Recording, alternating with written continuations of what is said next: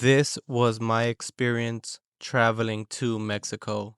So, our family had planned for me and my cousins to travel down there to meet our grandparents.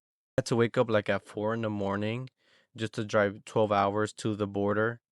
And once we get to the border, we had parked our vehicle in like an airport area. We then called a taxi. The taxi came to pick us up. We put in all of our luggage, and me and my younger brother and our other cousins crossed the border like that. Once we had crossed into Mexico, the taxi guy dropped us off in front of like a store, like a little area where they have like a lot of stores at. And there we waited for our two uncles to come pick us up in their van.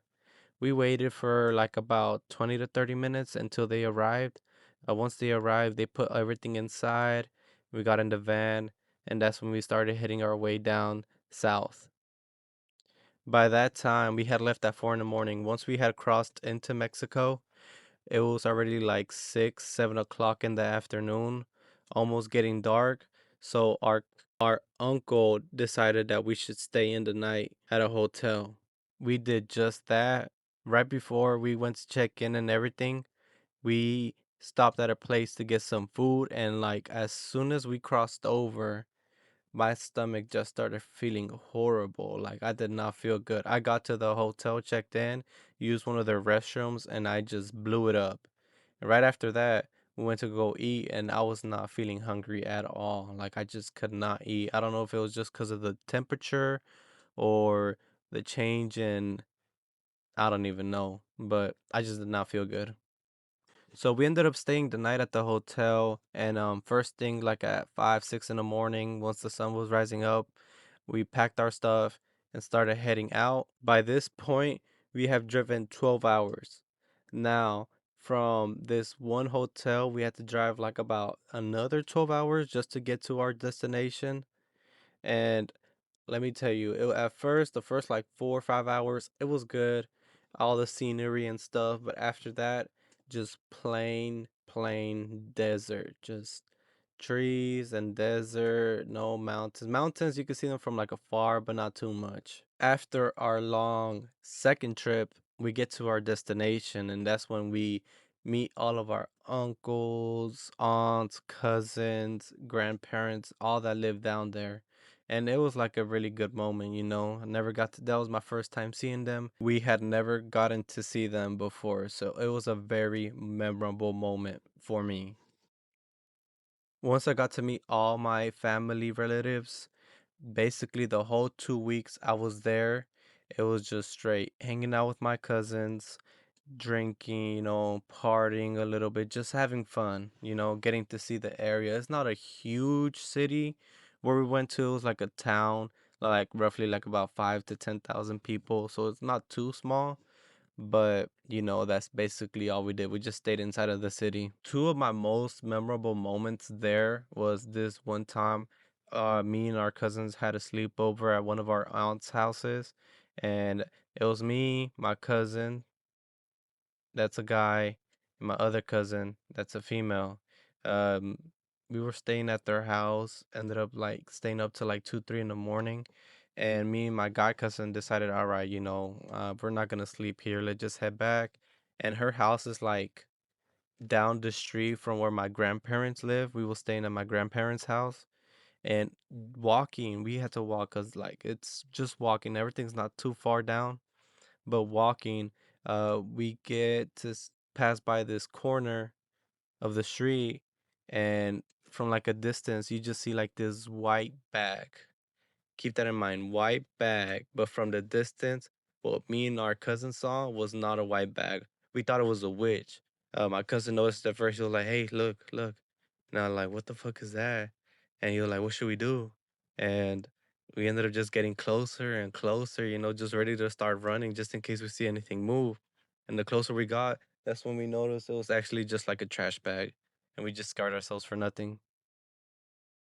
So from there, we just ended up going home and sleeping it off. Now, the second most memorable moment I had from there is, I think it was like a week and a half in, a couple days before we were about to leave, and me and our cousins are hanging out like at 8, 9 o'clock at night. And our cousins that live over there had some friends, and their friends noticed me.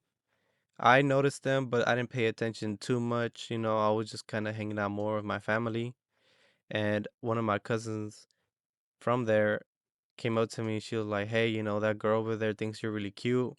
And she was just like offering to have sex with me. And she was offering. And at the time, I was like, I don't know, like 12, 13 years old. So to me, that was like crazy because I had never done anything before that. And I politely declined. I was kind of a chicken at the time, so said no, thank you. Not ready for that stuff at all. And my last memorable moment from the trip was we had gone to this party. It's a quince, but it's a party. Basically, me and my cousins, we were just drinking, having fun, enjoying each other. And I noticed two people were gonna walk home, and I was like, "Yeah, let me tag along with y'all." But my grandma was there, and my grandma was like, "No, you're not leaving this party." And I was like, "Why not?"